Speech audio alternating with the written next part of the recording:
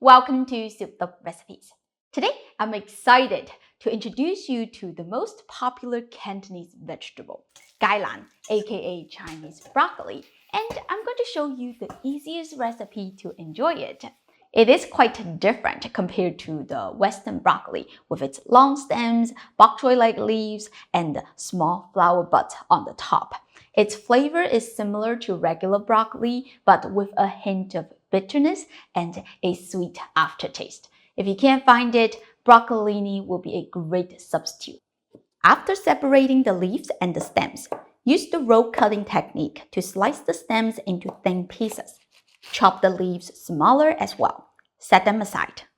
You will need 1 inch of ginger, grated using a ceramic grater, then add 1½ teaspoon of water to the grater. Squeeze the ginger paste and let the juice drip into a small bowl. Discard the solid bit as we only need the juice. Add 1 tablespoon of fish sauce, ½ tablespoon of soy sauce, and ½ teaspoon of sugar. Gailan has a slight bitter taste. A little bit of sugar helps to balance the flavor. Turn the heat to medium and preheat the wok for 40 seconds. Add oil and the Gailan stems. Stir for 2 minutes because they take a bit longer to cook.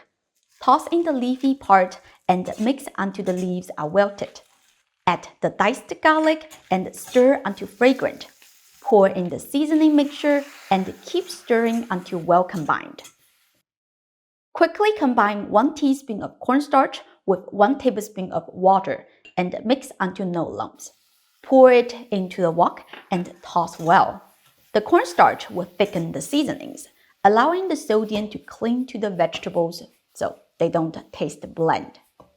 This might look like a simple stir fry, but it's a true staple on Cantonese dinner tables. I grew up eating Gailan, and to be honest, I didn't always love it.